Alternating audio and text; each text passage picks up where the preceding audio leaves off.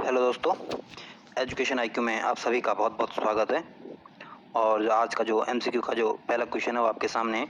और दोस्तों, इन क्वेश्चनों को आप पहले खुद से सॉल्व करने की कोशिश किया करो। तो जो पहला क्वेश्चन है आपकी भारत के राष्ट्रपति के संदर्भ में पूछा गया है और आपके सामने दो कथन है और आपको ये बताना है इनमें कौन कौन से कथन सही है। तो पहला कथन देखते हैं। पहला कथन कह रहा है, उसे संसद के किसी भी सदन के सदस्य के रूप में निर्वाचित होने के लिए योग्य होना चाहिए। तो पहला कथन बिल्कुल गलत है, क्योंकि जो भारत का जो राष्ट्रपति होता है उससे बनने के लिए किसी भी सदन का सदस्य नहीं बल्कि केवल लोकसभा का सदस्य की योग्यता होनी चाहिए। तो इस वजह से पहला कथन क्या हो जाता है, गलत हो जाता है। दूसरा कथन देखते हैं। दूसरा कथन कह रहा है, संविधान संसद को राष्ट्रपति की उपलब्धियों, भत्तों और विशेष अधिकारों को निर्धारित करने का अधिकार प्रदान करता है। तो दूसरा कथन बिल्कुल ठीक है। ये कह रहा है कि जो संसद है उसके पास ये अधिकार है कि राष्ट्रपति के जो वेतन भत्ते होते हैं, उसके जो विशेष अधिकार होते हैं, उसको निर्धारित करने का अधिकार संसद के पास है। तो दूसरा कथन इस वजह से बिल्कुल ठीक है। तो पहला कथन गलत है, दूसरा सही है। तो बी आपका सही आंसर है।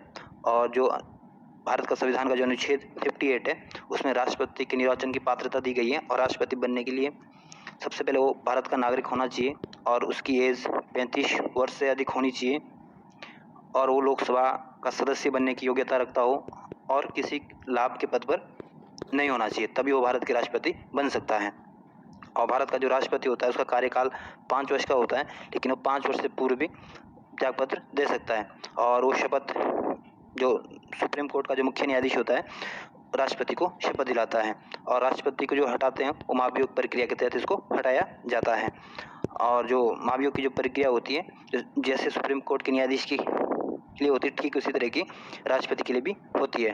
लेकिन राष्ट्रपति पर जो महाभियोग लगाया जाता है, जो 14 दिन का एक नोटिस, 14 दिन पहले एक नोटिस देना जरूरी हो जाता है। और महाभियोग की क्या प्रक्रिया होती है वो हमने इससे पहले जो 1-2 वीडियो बनाई थी उसमें 2-3 बार इसका जिक्र किया है और यहाँ मैं दोबारा नहीं करूँगा। अगर आपको नहीं पता है महाभियोग की प्रक्रिया क्या होती है तो पुरानी वीडियो को देख लें। और जो राष्ट्रपति जो पदावधि के दौरान राष्ट्रपति के जो वेतन भत्ते होते हैं उसको कम भी नहीं किया जा सकता है। तो इस हिसाब से भी आपका सही आंसर है। नेक्स्ट क्वेश्चन है। नेक्स्ट क्वेश्चन संसद में प्रयोग की जाने वाली भाषा के संदर्भ में पूछा गया है और आपके सामने दो कथन दिए गए हैं और आपको ये बताना है इसमें कौन कौन से कथन सही है। ये जो संसद में जो भाषा है उसके संदर्भ में पूछा गया है। तो पहला कथन कह रहा है कि आरटीओ यानी सूची में उल्लेखित किसी भी भाषा का प्रयोग संसद में कार्य संचालन के लिए किया जा सकता है। तो पहला कथन बिल्कुल गलत है, क्योंकि जो संसद की जो कार्य संचालन के लिए जो जिन भाषाओं का प्रयोग किया जाता है वो केवल अंग्रेजी और हिंदी में किया जाता है। तो इस वजह से पहला कथन क्या हो जाता है, गलत हो जाता है। हालांकि पीठासीन अधिकारी जो संसद के सदस्य होते हैं को अपनी मातृभाषा में सदन को संबोधित करने की अनुमति प्रदान कर सकता है। नेक्स्ट कथन देखते हैं। ये कह रहा है कोई भी सदस्य अपनी मातृभाषा में सदन को संबोधित कर सकता है। तो दूसरा कथन बिल्कुल ठीक है, क्योंकि ये पीठासीन अधिकारी इसको ये इजाजत दे देता है। तो पहला कथन गलत है, दूसरा सही है। तो बी आपका सही आंसर है। और जो संविधान के जो प्रारंभ में जो 15 वर्ष थे, तो 15 वर्षों के लिए ये बोला गया था कि 1965 तक अंग्रेजी और हिंदी दोनों का प्रयोग होगा, लेकिन 1965 के बाद अंग्रेजी का प्रयोग बंद कर दिया जाएगा। उसके बाद अंग्रेजी का संसद में इसका इस्तेमाल नहीं किया जाएगा। लेकिन राजभाषा अधिनियम 1963 लाया गया और अंग्रेजी को निरंतर आगे भी इसको अनुमति दी गई है। तो इस वजह से अभी तक ये चलती आ रही है। तो बी आपका सही आंसर है। नेक्स्ट क्वेश्चन है। नेक्स्ट क्वेश्चन कह रहा है कि आजादी के उपरांत भारत में किस निम्नलिखित में से समाज के किन वर्गों को लोकसभा में सीटों का आरक्षण प्रदान किया गया है। तो जो ऑप्शन है आपके सामने ए बी सी डी, यानी अनुसूचित जाति, अन्य पिछड़ा वर्ग, महिलाएं, धार्मिक अल्पसंख्यक। तो जो महिलाओं के लिए भी अभी तक आरक्षण नहीं है। अगर हम तीसरे कथन को हटा दें तो, और ना ही धार्मिक अल्पसंख्यकों को इसको भी हटा दो, और ना ही अभी तक अन्य पिछड़े वर्गों के लिए लोकसभा में सीटें आरक्षित की गई है। तो इस हिसाब से आपका केवल जो अनुसूचित जातियां हैं उनको लोकसभा और विधानसभा में इनके आरक्षण की व्यवस्था की गई है। तो जो संविधान का जो अनुच्छेद 330 है उसके तहत अनुसूचित जातियों को इनकी सीटें आरक्षित की गई है। और लोकसभा में एसटी के लिए 47 सीटें हैं, 47, और जो एससी है उनके लिए 84 सीटें आरक्षित की गई है। तो ये भी ध्यान रखना। और जो अनुच्छेद 332 है इसके तहत विधानसभा में इनको आरक्षण दिया गया है। तो जो विधानसभा में एसटी के लिए 514 सीटें आरक्षित की गई है और एससी के लिए 614 सीटें। तो ये भी ध्यान रखना। लोकसभा में ये रेशो 47/84 का है एसटी एससी का, और विधानसभा में 514 का और 614 का है। 614 एससी के लिए है और 514 एसटी के लिए है। तो इसमें इस हिसाब से आपका सिर्फ अनुसूचित जातियों को ये आरक्षण दिया गया है। तो सी आपका सही आंसर होगा, नहीं केवल एक है ना। नेक्स्ट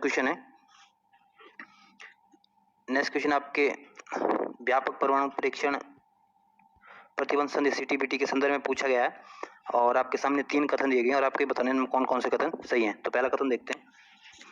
पहला कथन कह रहा है सीटीबीटी किसी भी परमाणु हथियार के परीक्षण संबंधी विस्फोट या किसी अन्य परमाणु विस्फोट को प्रतिबंधित करती है। तो पहला कथन बिल्कुल ठीक है, क्योंकि इसी वजह से भारत पाकिस्तान और चाइना और यूएस, उत्तरी कोरिया, इजराइल और मिस्र जैसे देशों ने इस पर हस्ताक्षर नहीं किए हैं, क्योंकि भारत का मानना है कि जो हमारे पड़ोसी मुल्क हैं चीन और पाकिस्तान, जिनसे हमारी हमेशा टनी बनी रहती है, तो इसी वजह से भी भारत इस संधि पर हस्ताक्षर नहीं करता है। तो पहला कथन बिल्कुल ठीक है। दूसरा कथन कह रहा है कि यह संधि परमाणु परीक्षण के कारण होने वाली मानवीय क्षति तथा पर्यावरण क्षति को रोकने में भी सहायता करती है। तो दूसरा कथन भी बिल्कुल ठीक है कि जो सीटीबीटी संधि है तो ये मानवीय क्षति और पर्यावरण की क्षति को रोकने में भी सहायता करती है। तो ये कथन भी बिल्कुल सही है। तीसरा कथन कह रहा है भारत सीटीबीटी का हस्ताक्षर करता नहीं है। तो ये तीसरा कथन भी ठीक है, क्योंकि भारत इसका हस्ताक्षर भारत ने अभी तक इसमें हस्ताक्षर नहीं किए हैं।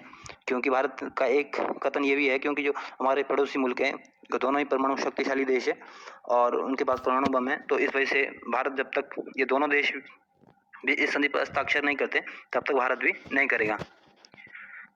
तो इसमें पहला दूसरा तीनों कथन सही है, तो डी आपका सही आंसर होगा। और जो सीटीबीटी है ये संयुक्त राष्ट्र महासभा द्वारा इसे अंगीकृत किया गया है और 24 सितंबर 1996 को 1996 को इसको हस्ताक्षर के लिए प्रस्तुत किया गया था और वर्तमान में इसमें 182 देशों ने हस्ताक्षर किए हैं। लेकिन भारत ने, आपके लिए ध्यान रखने वाली बात है कि भारत अभी इस पर अभी तक हस्ताक्षर नहीं किए हैं, और न ही पाकिस्तान और चाइना ने और न ही यूएसए ने किए हैं। तो ये भी ध्यान रखना। तो डी आपका सही आंसर है। नेक्स्ट क्वेश्चन आपके राष्ट्रपति की विधायी शक्तियों के संदर्भ में पूछा गया है और आपके सामने 2 कथन दिए गए हैं और आपको ये बताना है इसमें कौन कौन से कथन सही है। तो पहला कथन देखते हैं। पहला कथन कह रहा है वह संसद के दोनों सदनों की बैठकें स्थगित करता है। तो पहला कथन बिल्कुल गलत है, क्योंकि जो संसद की जो दोनों सदनों को स्थगित करने का अधिकार जो लोकसभा का अध्यक्ष होता है वो उसके पास होता है, ना कि आपके राष्ट्रपति के पास है। तो पहला कथन क्या हो जाता है, गलत हो जाता है। लेकिन जो राष्ट्रपति दोनों सदनों को हाउत कर सकता है, उसको बुला सकता है ना, उसका सत्रभाषण कर सकता है की शक्ति जरूर मिलती है, लेकिन इसको समाप्त करने का, जो स्थगित करने का जो अधिकार है वो आपके लोकसभा अध्यक्ष के पास होता है। दूसरा कथन देखते हैं। दूसरा कथन कह रहा है वो लोकसभा में आंग्ल भारतीय समुदाय के 2 सदस्यों को नाम निर्देशित करता है।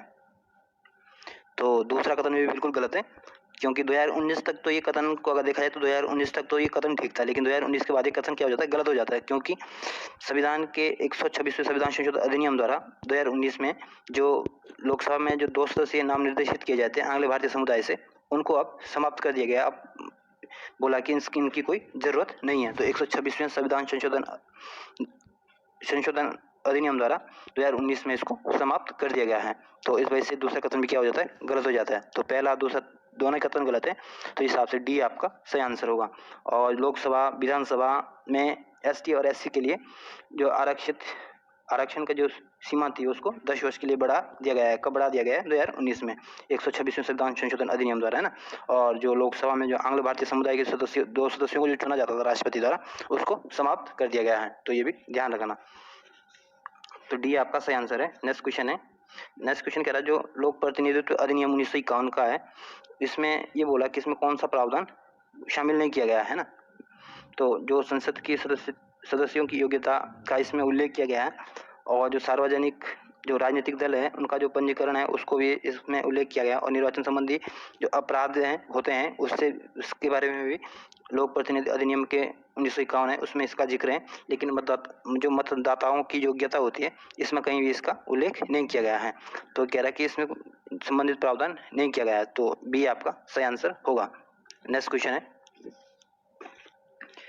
नेक्स्ट क्वेश्चन आपके अधीनस्थ न्यायालयों के संबंध में पूछा गया है और आपके सामने दो कथन है और आपको बताना कौन सा कथन इसमें सही है। पहला कथन देखते हैं, यह सत्र न्यायाधीश के पास मृत्युदंड देने की शक्ति है। तो ये पहला कथन बिल्कुल ठीक है, जो सत्र न्यायाधीश होते हैं उसके पास मृत्युदंड देने की शक्ति प्राप्त होती है। तो दूसरा कथन देखते हैं, पहला कथन सही है। दूसरा कथन कह रहा है, मुख्य न्यायिक मजिस्ट्रेट उन आपराधिक मामलों को सुनवाई कर सकता है जिनमें 7 वर्ष तक के कारावास का दंड दिया जा सकता है। तो दूसरा कथन भी बिल्कुल ठीक है, क्योंकि जो न्यायिक मजिस्ट्रेट होता है वो उन आपराधिक मामलों की सुनवाई कर सकता है जिनमें 7 वर्ष तक के लिए दंड का प्रावधान हो।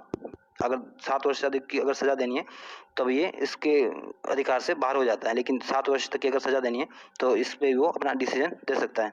तो पहला दूसरा दोनों कथन सही है, तो सी आपका सही आंसर है। और जो जिला न्यायाधीश होता है वो जिले का सर्वोच्च न्यायिक अधिकारी होता है और उसके पास दीवानी अधिकार भी होते हैं, आपराधिक अधिकार भी होते हैं और अपीलीय अधिकार भी होते हैं और सिविल अधिकार भी होते हैं, तो ये भी ध्यान रखना। नेक्स्ट क्वेश्चन कह रहा है, जब सदन का निर्वाचित सदस्य शपथ ग्रहण नहीं करता है तो क्या होता है। ये कह रहा है कि जो कोई सदस्य संसद में निर्वाचित हुआ है और वो शपथ नहीं लेता है तो क्या होगा। तो पहला कथन देखते हैं, वो कह रहा है कि वो सदन की कार्रवाई में भाग ले सकता है लेकिन मतदान नहीं कर सकता है। तो पहला कथन बिल्कुल गलत है, वो ना तो संसद की कार्रवाई में भाग ले सकता है और न ही वो मतदान कर सकता है। तो इस वजह से पहला कथन क्या हो जाता है, गलत हो जाता है। दूसरा कथन देखते हैं, यह कह रहा है कि यह संसदीय विशेषाधिकारों और उन्मुक्तियों के लिए पात्र होता है। तो दूसरा कथन भी गलत है, क्योंकि वो संसदीय विशेषाधिकारों को और उन्मुक्तियों के लिए भी तब तक वो पात्र नहीं होगा जब तक वो शपथ नहीं ले लेता है। तो इस वजह से दूसरा कथन भी क्या हो जाता है, गलत हो जाता है। तो पहला भी दूसरा भी दोनों कथन गलत है, तो डी आपका सही आंसर होना चाहिए। और सदस्यों की सीट ग्रहण से पूर्व उसको शपथ लेनी होती है। अगर वो शपथ नहीं लेता है और फिर वो संविधान में पार्टिसिपेट करता है तो उसको प्रत्येक दिन 500 रुपये के हिसाब से जुर्माना देना होता है ना। तो ये भी ध्यान रखें। नेक्स्ट क्वेश्चन कह रहा है, राज्यों के मध्य सीमा अवरोधों को हटाने के उद्देश्य से अनुच्छेद 301 के तहत भारत का संविधान यह प्रावधान करता है कि भारत के राज्य क्षेत्र में सर्वत्र व्यापार, वाणिज्य और समागम की स्वतंत्रता होगी, लेकिन कुछ अपवादों के साथ।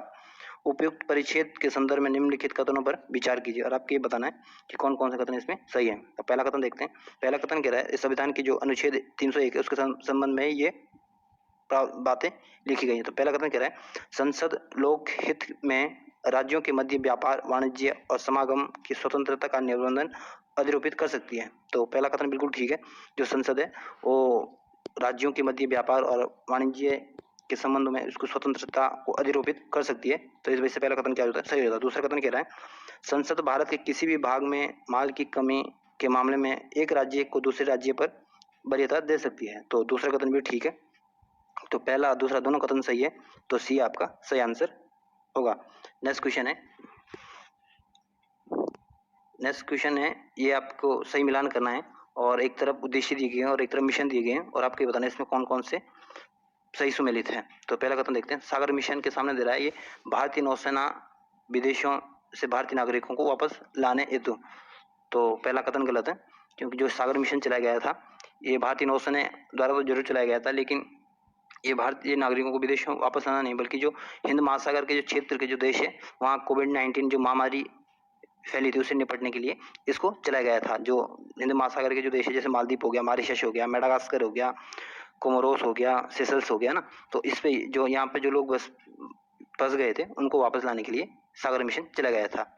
नेक्स्ट कथन है, ऑपरेशन समुद्र सेतु के सामने दे रहा है, ये हिंद महासागर क्षेत्र के नौसेनाओं की चिकित्सा सहायता हेतु। तो ये तो पहले वाले से इसका सही मिलान है, तो ये कथन भी गलत हो जाता है। जो ऑपरेशन समुद्र सेतु अभियान है ये भारतीय नौसेना द्वारा चलाया गया था और जो भारतीय नागरिकों को जो वापस लाने थे जो विदेशों में फंसे हुए थे, है ना। तो दूसरा कथन भी क्या हो जाता है, गलत हो जाता है। तीसरा कथन कह रहा है, ऑपरेशन वार्प स्पीड ये कोविड-19 के लिए वैक्सीन विकास में तेजी लाने हेतु इसको चलाया गया था। तो ये कथन बिल्कुल ठीक है, तो पहला दूसरा कथन गलत है, तीसरा सही है, तो इस हिसाब से सी आपका सही आंसर होगा। तो दोस्तों आज की वीडियो को यहीं समाप्त करते हैं, फिर मिलते हैं एक और नई वीडियो के साथ, तब तक के लिए जय हिंद।